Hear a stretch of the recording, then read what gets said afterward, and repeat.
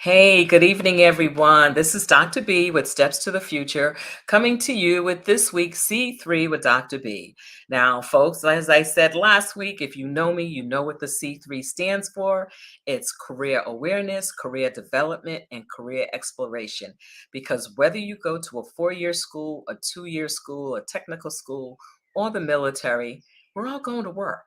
So you need to know all of those pieces. And the earlier we start giving kids the opportunity to learn about careers, the more that they can expand their options and know what they need to do in middle school and high school in order to be successful. So before I bring on our guest, I do want to make sure that I let you know that you can still subscribe to my newsletter. So the newsletter comes out once a month. This is the URL to subscribe to the newsletter. So again, I will show this later, and it's always in the show notes, so you can always go back and look. And if you want to catch this on the replay, you can watch it either on my Facebook page or you can watch it on my YouTube channel. And this is the URL for the YouTube channel. And as always, I know this is the time of year when folks are thinking about, especially people that are rising seniors in high school, are thinking about, what am I going to do for college? I need to get my applications done. I need to start thinking about so many different things. If you have a junior who is interested in receiving some assistance with their college planning journey, please reach out to me, Dr. B at stepstothefuture.com, and I would love to have a chat with you about whether or not I can be of service to you and your student. So with that being said, I am going to move us to our next part. So in about 10 seconds, I will be back where I will introduce our guests for this evening. And I hope you come with your questions, with your conversation, because it just makes it so much richer when we have folks out there that join in the conversation with us. So sit back, get ready to really learn about something, and we'll see you in about 10 seconds.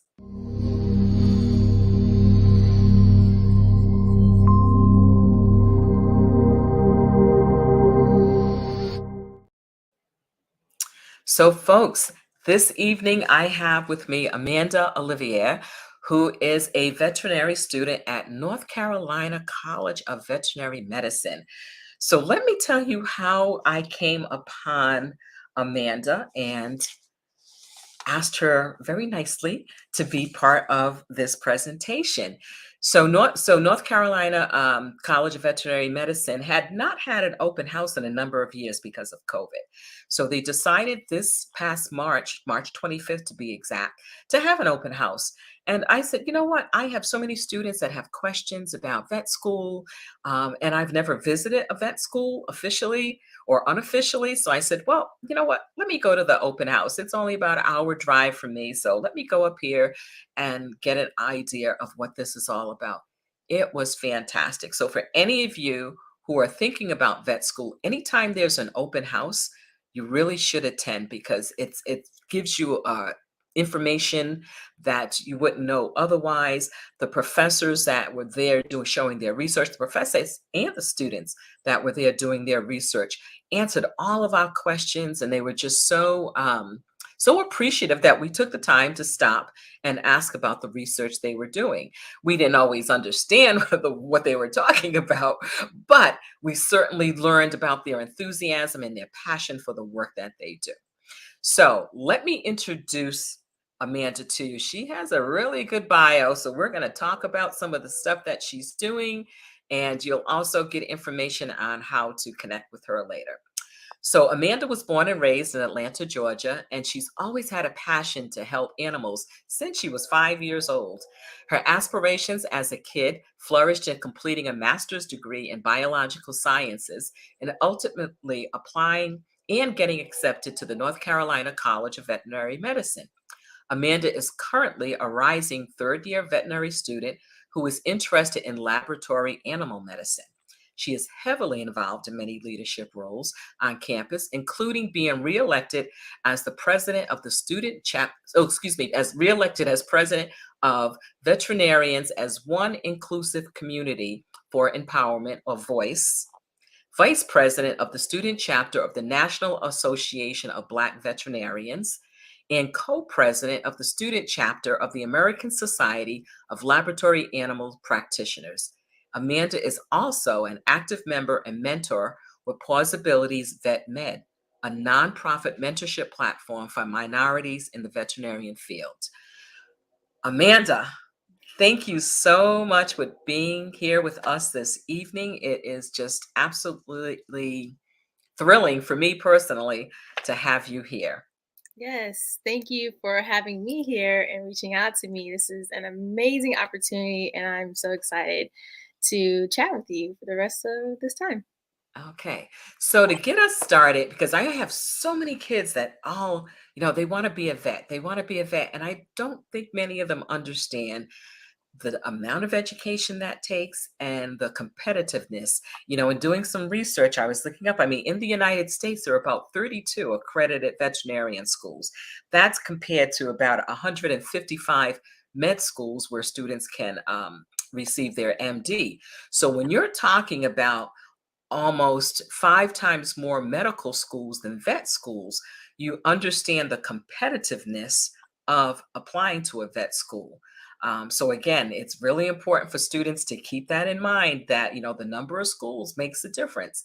So tell me a little bit. So you talked about, in your bio that you've always been interested in animals. So tell me about your journey from high school to college, and what college did you want attend for your undergraduate work?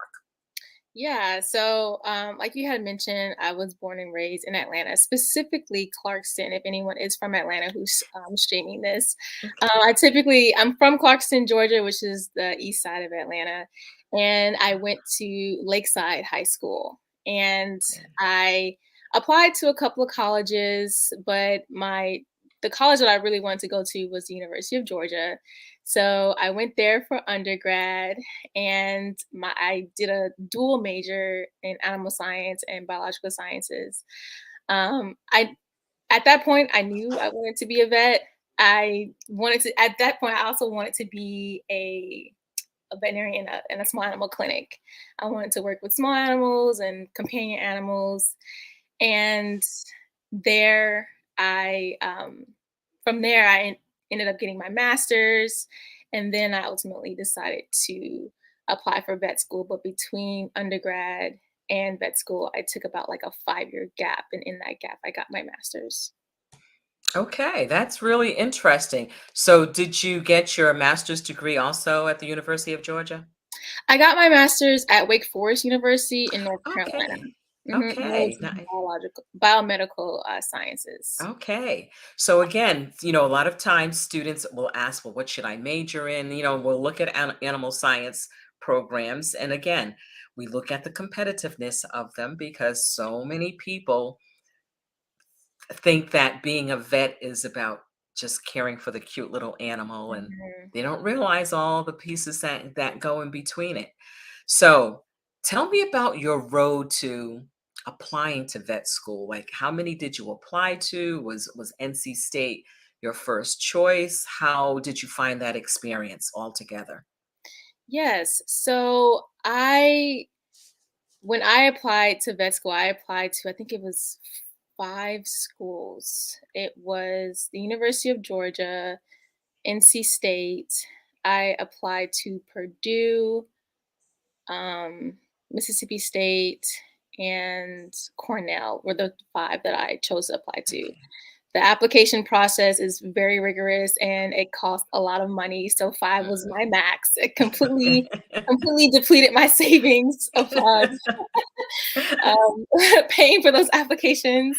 I can imagine. But NC State and the University of Georgia and Purdue were like my top 3. Um, but I got into NC State. I was waitlisted at Purdue, and I got into Mississippi State. So I had Okay. to decide from there which one I wanted to go to, and NC State was one of my top choices at that point, and it was just a no-brainer for me. But the process was very endearing. Like you said, there are only 32 accredited vet Mhm. schools, and it's extremely competitive because each school probably get thousands and thousands of applicants. Yes. So it's definitely a balance in trying to make sure you stand out above the rest when it comes to the application process. So prior to applying to the vet school, in addition to the degrees that you had in your bachelor's and your master's, what type of organizations did you belong to? What kind of extracurricular activities were you involved in? Yes, and I'm glad you mentioned that because vet school, when you're applying, they love it when you are kind of like into everything in a sense, like you're Mm-hmm. well-rounded. They love saying they want someone who's well-rounded. So in undergrad, I did some leadership roles in undergrad. I was a part of this co-ed service fraternity. Mm-hmm. So specifically, like we created service events for within on campus, within the community, and then we tried to do like some national things as well. And I at first started off being just the historian of the of our chapter, and then I moved into wanting to do a bigger role, and I was a vice president of service. So I coordinated all the service events, and we had like a point system. So whenever someone goes to a service event, I would Mm-hmm. tally up the points that they would get at the end or whatever. And that was like my biggest like leadership role at that time. But I was also involved in a mentorship program called BEST at the University of Georgia. It was the Black Educational Support Team. Okay. So we basically would mentor an incoming freshman. I was a second year not vet student, a second year college student at the Mm-hmm. time. That's sophomore. Sorry, it's different That, when you're in undergrad versus vet school. It's that's true. I was a sophomore at the time, and I would mentor a student of mine, an incoming student, which was very impactful. I didn't realize how much of an impact that had Mm, on the students I was mentoring. And let's see, what else did I do? I was a part of the Guide Dog Foundation. okay. Yeah, so it's Okay. before a guide dog becomes a guide dog, a CNI dog, or some sort of dog for a disability, they are puppies, of course. So Mm-hmm. part of the Guide Dog Foundation, I was a puppy raiser. So I had this Okay. 7-week-old puppy that I had to basically care for and provide for and give it socialization. So I would take her to class with me everywhere I go. Okay. She would have to use the bathroom on command. I have to teach her commands. And I had her for up to a year and a half before she went up to Wow. New York and went on with her training. So that was, yeah, it was a very rewarding experience, honestly. Yeah, But that's pretty fascinating. I didn't realize that when you participated as a trainer that you would have the dog that long. yeah. That's a long time. I'm thinking, oh, a few months or so, but I guess they want you to raise them until they're of a certain age. Exactly. But yeah, those are like the biggest things that I did in undergrad on top of like having a job. I worked in a research lab, um, Okay. made a little extra money working with like poultry and whatnot. But yeah, and then in as far as other extracurriculars that I did some extracurriculars in my master's program. I was the community service chair of the BGSA, which is the Black Graduate Student Association. So we had actually chartered that club at Wake Forest University. Oh, I was a part of the charter group, okay. and Great. it was amazing. And I helped create service opportunities for the club there as well. I am so glad that you're detailing these different extracurricular activities that you were involved in, because one of the things we try to impress upon our high school students is that they have to show who they are beyond the classroom. And they need to start that. Some people can start it as early as middle school, some can start it in high school.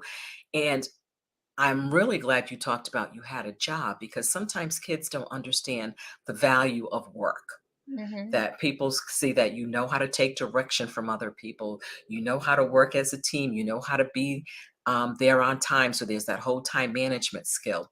But again, having them understand the variety of extracurricular activities that someone can engage in if they're looking to go on to vet school and the importance of it. So, I never thought about that, about training for training a guide dog. So that's something I'm actually going to be passing on to my students to say, check around, especially because I want them to have activities as high school students, but I also want them to be thinking about how can they show their interest in a particular career field once they get into undergraduate. So I Mhm. really appreciate you doing that. For folks that are listening in, we have with us Amanda Olivier, who is a third year veterinary student at the North Carolina College of Veterinary Medicine. So please join in the conversation if you have comments, if you just want to say, hey, Amanda, it's nice to have you here. If you have a question or comment, we would love for you to join in the conversation. For those of you that will watch this on the replay, you can still put in your comments and questions because I'm always monitoring these and we'll make sure that we get back to you on a particular question that you may have. But definitely would love to have you. And if you don't really want to join in, share out the link so other people can see this because we would love, love, love to see you here with us. So, Amanda, once you got into vet school, tell us a little bit about, because I know nothing about vet school. I know, other than I actually rode through the campus the other day because I had a meeting at Meredith. And when I was driving, I was going somewhere and I ended up driving through the vet school. And I said, oh, and it was early morning. And it was just so cool because I was on the street where the horses were out in the paddock and stuff. And I'm like, oh, this is Mhm. really cool. So I was like, okay, I could hang out here a little bit. So, what was the transition like to vet school your first year? Yeah. So the transition for me was a little difficult. It wasn't too bad because I had just gotten out of my master's degree. So the rigor wasn't too much of a shift, but it was still a shift because so to put things into perspective, the credit hours that you have in undergrad versus the credit hours that you have in a graduate level professional school is significantly more. So like in undergrad, I probably had about a max of like 12 to 15 credit hours that I had per semester. In vet school, it's like 22 to 25. Oof. Yeah. So we're in about 7 to 8 classes, Oh my and goodness. it's very rigorous, and then the way NC State works, the College of Vet Med, we had tests Oh every my week for the goodness. first year, the first full year, and I was taking physiology, I was taking infection and immunity, I was taking, like, a large animal TAU class or teaching animal unit class, Mhm. um, let's see. I was taking a lot of heavy level science courses, and on top of that, having to balance exams every week, and then Mm. with my own little extracurriculars and trying to have a good mental health balance with Yes. everything. So Yes. it was definitely more challenging when it came to having to balance everything at one time. But the rigor is very strenuous, but you learn how to adapt and try to do things that work for yourself in that moment. So I had to pick up different study habits and Okay. learn different type of time management for myself that I previously didn't have when I was, in undergrads particularly. I had terrible management skills in undergrad that I had to completely improve on and make a complete like 180 in vet school. Okay. I did not realize the number of credits that you have to take for vet Yes. school. That is absolutely amazing. So we have a comment here from someone that is saying hi, and they're really impressed with your bio. So thank you, Tuxedo Twins and Pops, for joining in. We really appreciate you being here because it's so important that people hear this information. It's so important that people come on and support Amanda if you know Amanda. In order to help her share her story. So, what was so during that first year, was there anything that other than the rigor of it, was there anything that surprised you that you didn't Ooh, think was going to be part of vet school? that's a great question. I think I think the most surprising thing for me is the fact that our class had 18 Black students in it, and I felt like I had a little community because Okay. most classes probably only have about depending on the school that you're going to, it could Right. you probably see like 3 or 4 Black students in the class. But the fact that Wow. NC State had so many, I actually had a little bit of a community to help lean on with whenever I was feeling stressed out. So, that was a big surprise for me because I didn't know my class before I got in there until I Mm. actually, like, sat down in orientation. I'm like, "Wow, I see so many people who look just like me, like, it Yes. might not be too bad." Hmm. So, yeah. That is so important. My colleagues and I always talk about how important it is whenever you're going into a new situation, especially making a transition to college at any level, is to find your people. And it Mhm, just really helps, because representation matters. It's really important that going into something as rigorous as vet school, that you have folks that you can hang out with, you can talk to, you can be your authentic self, and you don't have to worry about um, code switching or anything else, because you can just talk mhm, with them and you can just, say, this is what's going on with me, and know that they understand what you're feeling at that moment. So that's pretty cool. Like, again, didn't know that. I know of one young lady I know just graduated from Tuskegee, but that's an HBCU. mhm. So of course, you're going to see a lot of folks that look like you. So I Mhm, am really thrilled that we have that many people that are studying to be vets that look like us. So that's really mhm, important. So were there any so that's the first year. So was the first year primarily, so what is it? So this is what the classes you took the first year. So how does the second year compare to the first year as far as experiences that you have, classes that you're having, material that you're learning? mhm.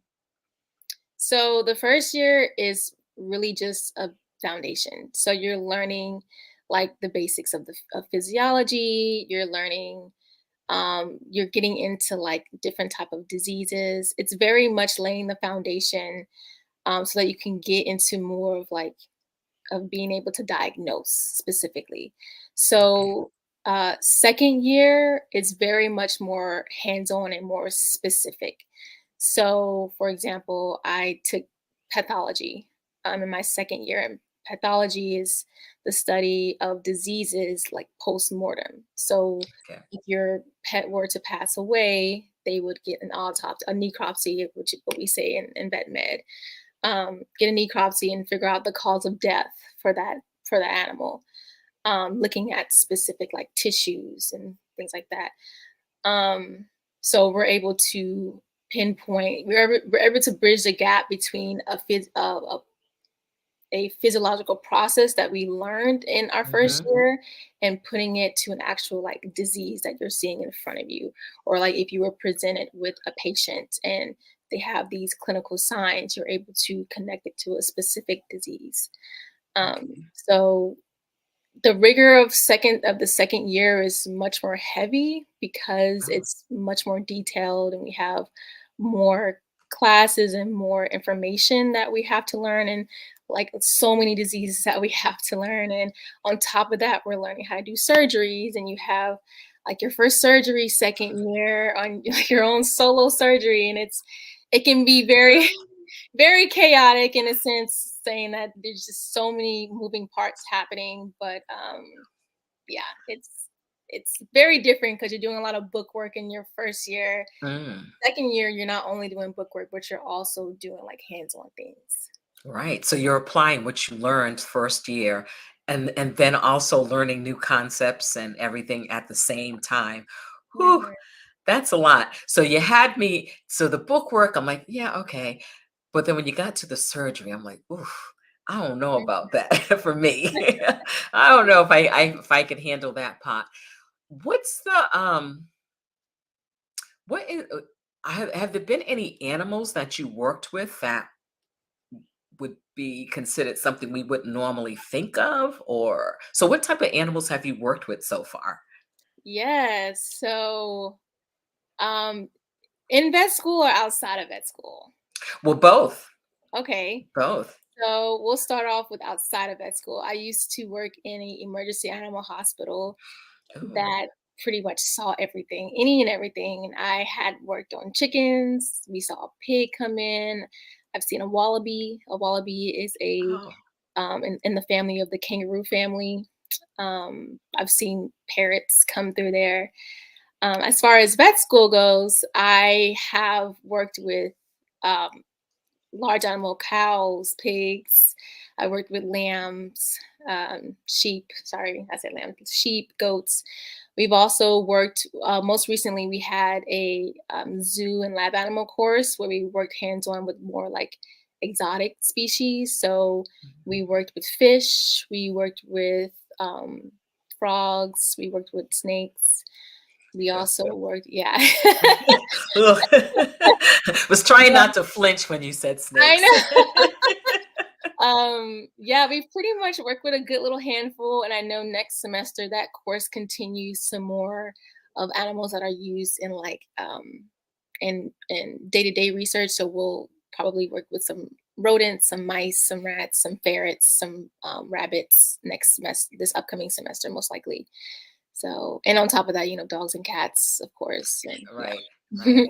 Oh my goodness, that's amazing. I think about, as a pet owner, for people that know me, I'm a Rottie mom, so I've had Rottweilers for, oh God, close to, well, over at least 40 years now. So, and we're getting a new puppy next month to go along Yay! with our almost 11-year-old Rottie and along with our two cats. So Mhm. for us, our vets are so much a part of our families.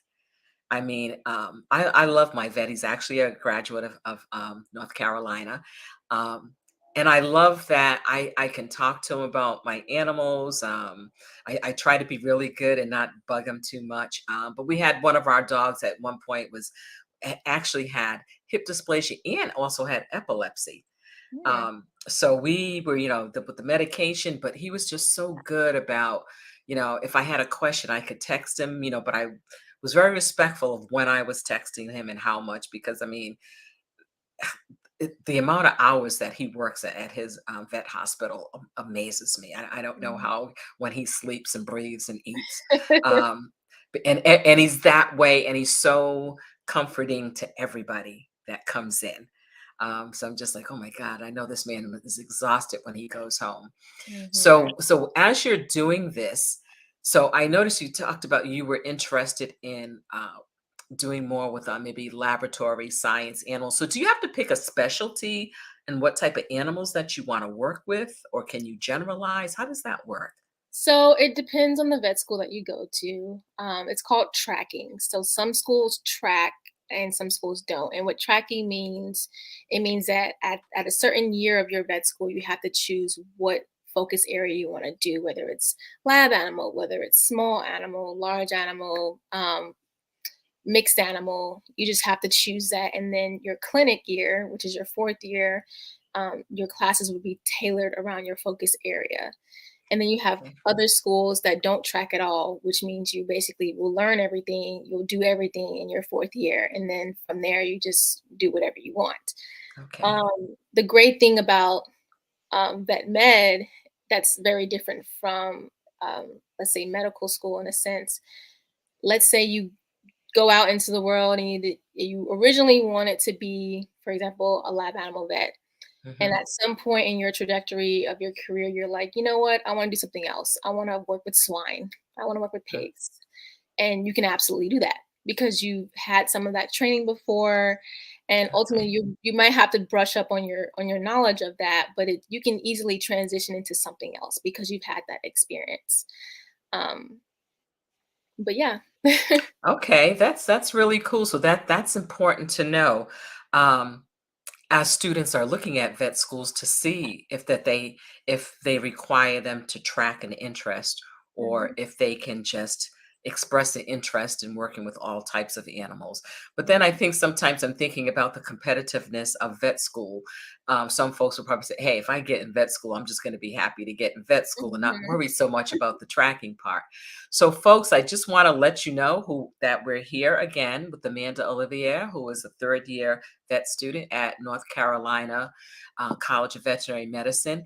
If you would like to stay in touch with Amanda, you can follow her on her Instagram, or you can also reach out to her at the Voice Instagram. And Voice will be one of the organizations that we're going to talk about. So, during your time at vet school, one of the things I noticed in your bio are the array of organizations that you are a part of, that you have leadership in. So first, can you tell me a little bit about Voice? Tell Yeah. me about how that came about, and just tell me a little bit about it. So I actually heard about voice before vet school, and it Okay. was actually a component of one of my prompts for vet school. About I forgot what the prompt had said, but it was about like how do you want to get involved on campus, and voice was one of the things I wanted to be involved with. So it was Okay. always something that I knew about, and it's basically it's a club that supports diversity and inclusivity within vet med because um, it's a growing challenge trying to Hmm. make it more diverse. And as a veterinarian, you're going to see people of all different backgrounds as your clients. And so having a more inclusive profession will be able to cater to our clients in a better way. So veterinarians as one inclusive community for empowerment, or voice, is a way that we can embrace different backgrounds, different ethnicities within the campus. And so as president, I try to like bring awareness of different cultural backgrounds. I try to have events that Hmm. are empowering for the different groups. So yeah, that's really Okay. much the premise of it. Yeah, as I said, I was so excited when I went into that hall and saw the tables of different student organizations within the vet school. So there probably might be a couple more that I'll probably reach out to. But I was like, Mhm. my young friend said, "Why are you so excited about this table?" I said, because I didn't know about voice. And I said, and I love that there's a student organization that I can speak to my students who are interested in a vet school. And, okay, if it's not NC, it's not North Carolina, then that's something you want to make sure you're looking into as you're looking at vet schools, because it really is so important to know that you're going to have a community there, Mhm. because it's difficult. There's nothing easy about it. So you're also part of, so this was one, so actually, you're part of the student chapter of the National Association of Black Yeah. Veterinarians. So tell us a little bit about your leadership in that program. Yes. So I'm sure you probably stopped at the table at the at the open Yes, house. I did. um, But yes, so the National Association of Black Veterinarians is an organization that caters specifically to African Americans and Black people, and being able to as well be an inclusive profession, and being able to produce that community. So if you don't feel like your voice is being heard, you have that community to fall back on. And it's been a really rewarding experience. I'm vice president, and our president, Lakaya Fuller, she actually chartered the organization where we all chartered together as a group. And it at NC State, it first started our first year because we got it up and rolling probably at spring semester of our first year, and this is our second year Okay. of it being a fully flourishing club, and we've been able to see so much of an impact on campus because of it. We've had people reach out to us from other organizations, from other schools, because of it, Okay. and the amount of impact it's been great.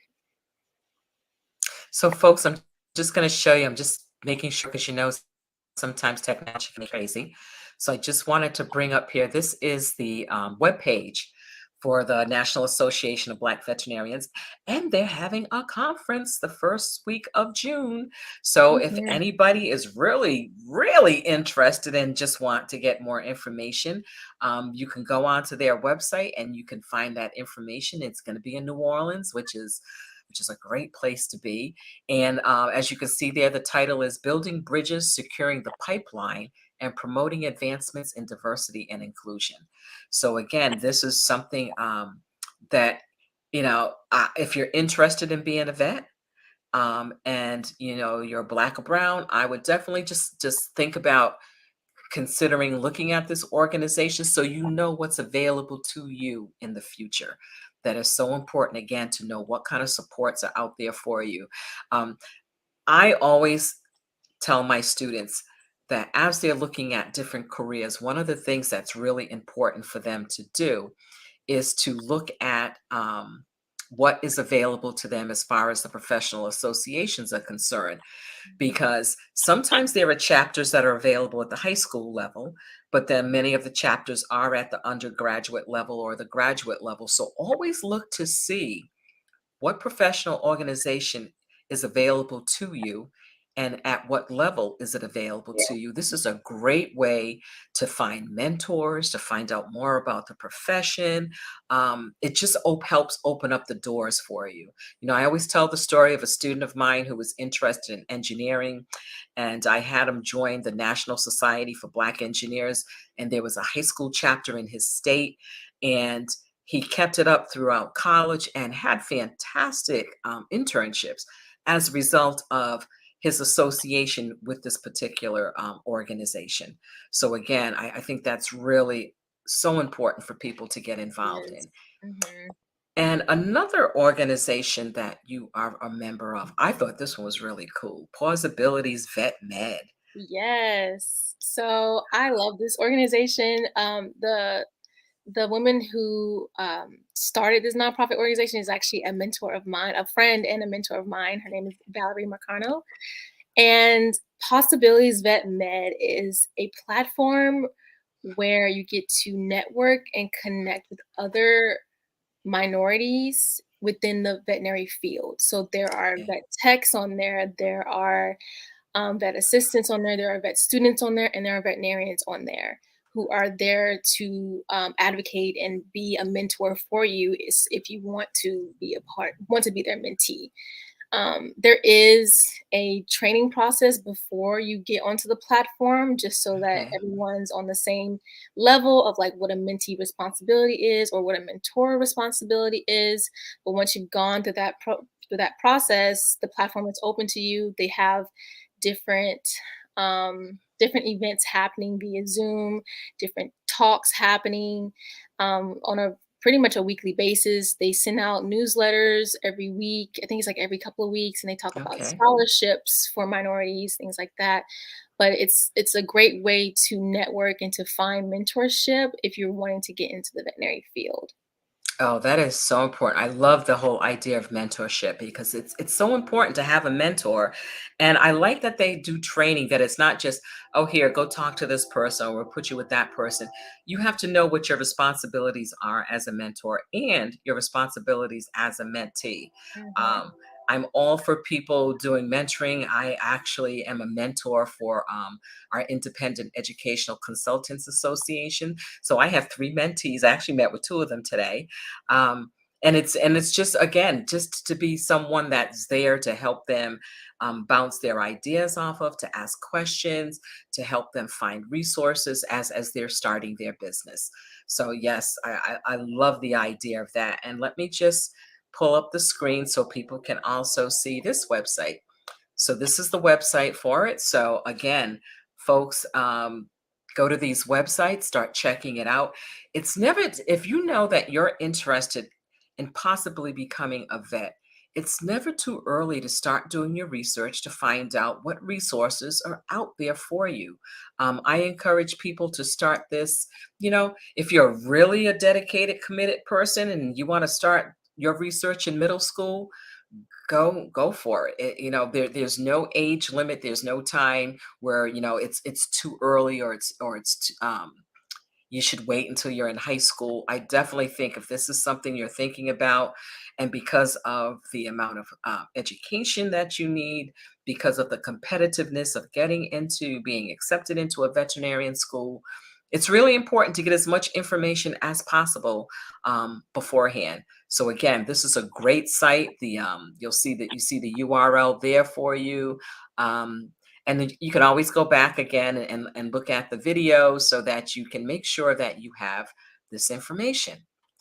So, Amanda, with that being said, as you're working through your third year, so tell us about the third year. So you had the foundation year, you get into the second year that gives you even more more book work, but a lot of applied learning.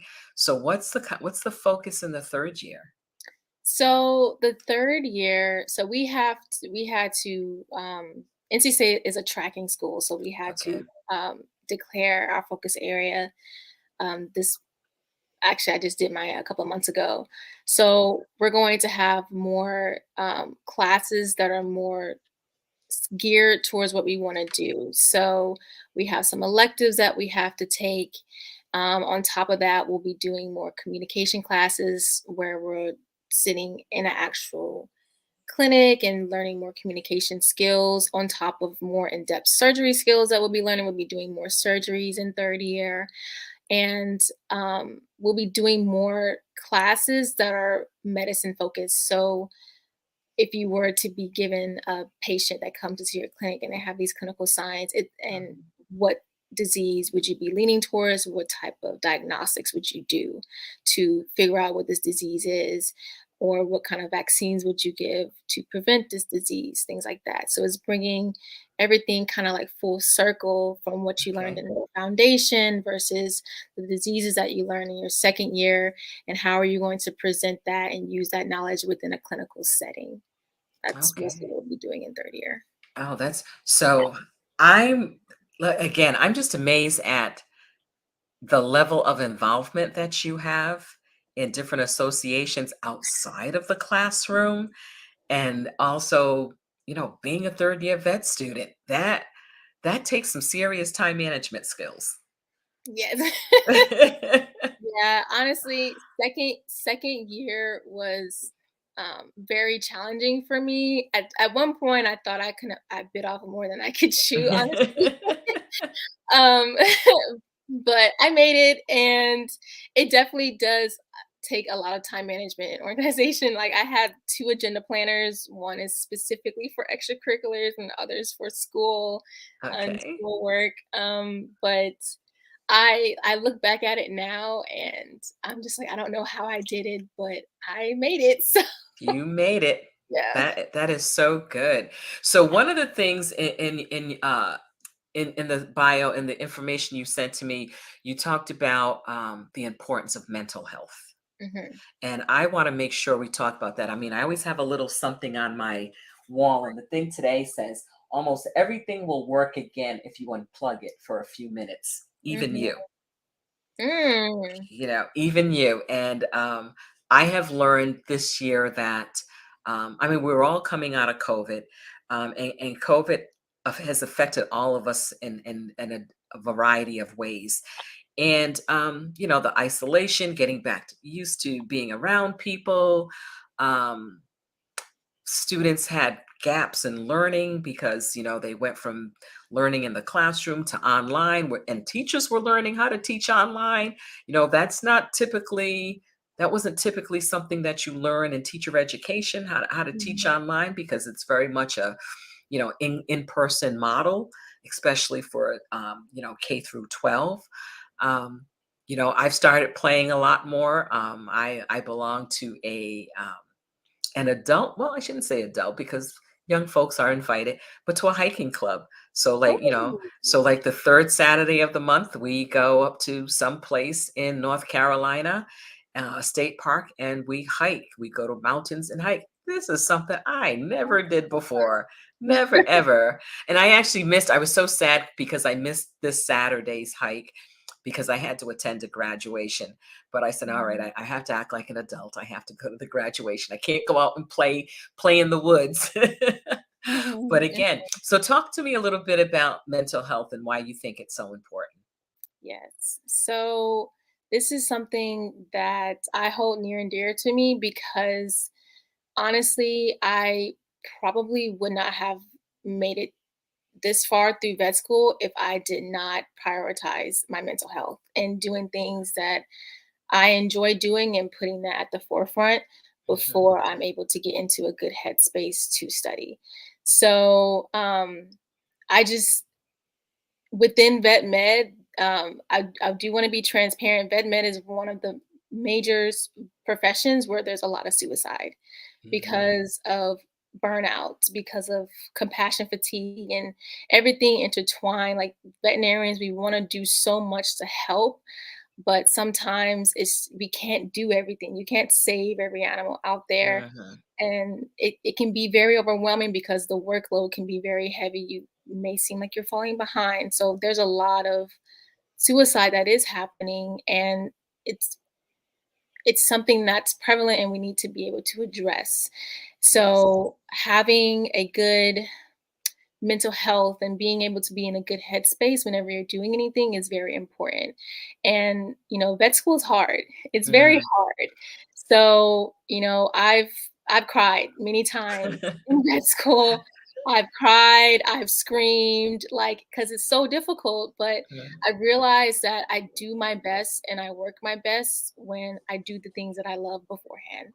So Okay. I made it a point in my first year to, do my best to not study after a certain time and Okay. put my phone on D&D. I don't want to be disturbed. I just need to have some time to myself.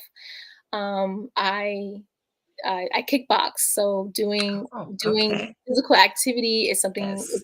gets a nice little release. It puts me in a better Mhm. headspace. Um, let's see. I realize I like to paint. I Okay. I paint pottery now, and it's something that's really relaxing.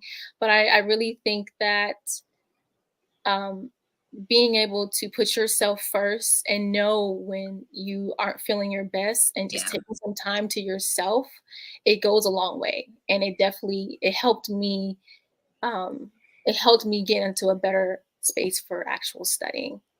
Oh, that is so important. I'm so glad that you talked about this because it's so important for students to understand that it's okay to take care of your mental health because if you're not taking care of you, how can you go out there and perform at the highest level? Mhm, Um, I ask all my students, we begin every meeting with what are you grateful for today? And what are you doing for self-care? And when they stumble on the self-care, we talk about it. I said, okay, before we go into this meeting and start talking about college and essays and letters of recommendation and all that other stuff, we got to talk about you. Like, where are you right now in this? How are you feeling, like on a scale of 1 to 5? Like, so what's going on? What is it that you can do differently that will help get you to a place where you're feeling a little less anxious about something? mhm, um and that's so important. So as a former, well, I'm still a school counselor, but as a school counselor, that was so much a part of um talking with our students, to help them understand that it's okay to be feeling out of sorts, but let's do something about it. Let's see what we can do to get you in a better headspace and not just talk at it. Let's really see what it is that we can do. So again, thank you so much for talking about that, because that was so important. Again, anyone that's out there who wants to join the conversation, we'd love to have your comments or your questions. If you have any questions about vet school, please throw them in the chat in the comment section, and we will definitely get to those. So one of the things I always ask, because I think reading is something that I mean, to me, reading is fundamental, and I know that sounds cliche, but for me, I mean, if I don't read every day, and that's part of my self care is reading. Um, it's like I'm miserable. I know when I don't read, because I am miserable that day, and sometimes it has to be something. that's not work related. So lately, after, during COVID, I mean, we were all just in a weird headspace. I've been reading romance novels by Black Ooh, authors. okay. That's been I kind of like said, "Oh, who's this Jasmine Guillory? Let me look at Mhm. her. Let me start reading her stuff." So I've read all of her books, and now I'm getting ready to start on another person's set of books. So we do have a question here for you. Yes. Um, so what would you say your spirit animal is, and why? Hmm. Okay.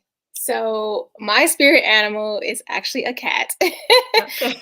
I it's it's very much because like I'm very much an introvert and I like my personal time. I like my time to myself and I like to do things on my own terms. Hmm. So specifically a house cat. I Okay. I really think that they resonate with me more and I'm able to just I love sleeping as well, so I can sleep, cat nap, and wake up and then, look outside and be outside because I love being outside as well and enjoying the sun on my skin. Like, I feel like in my past life, I had to have been a cat. Like, there's Okay. That is, I love your answer because for folks earlier before we came on live, Amanda's cat was sitting on the top of oh, her yeah. chair, He's still up and there. oh, he's still up there. There he He's is. And I also have an orange cat, and those of you who have been around, Grace. And I can remember at 8 years old, my mother let me get my first cat. I was like so oh, thrilled. So ever since I was 8, I've had a cat or two, most of the time two. And yep. yeah, cats are, people say, "Oh, well, cats don't have personalities." Yes, they do. They have very strong person. Oh, I said, people, you don't know cats. They're all, my two are like night and day, but Grace is the diva. She runs the household. Even the Rotties respect her because she lets them know what the deal is, so they know, Who's okay, don't be boss? mess yep, don't be Mhm. messing with Grace because she's not looking to hang out with you right now. Um so again, so one of the things I also like to do is talk to people and ask people, we're talking about reading. So when I asked you to recommend a book, you recommended Educated by Tara Westover. So tell us a little bit about why that book resonated with you. Yeah, so I am a huge fan of autobiographies and memoirs, and I've read so many, and I have so many recommendations, but Mhm. this was the first memoir that spoke to me Okay. because so just a brief synopsis. I won't tell everything, but so she was raised in a family that were very much survivalists, and they were Mormon. So they didn't believe in modern medicine.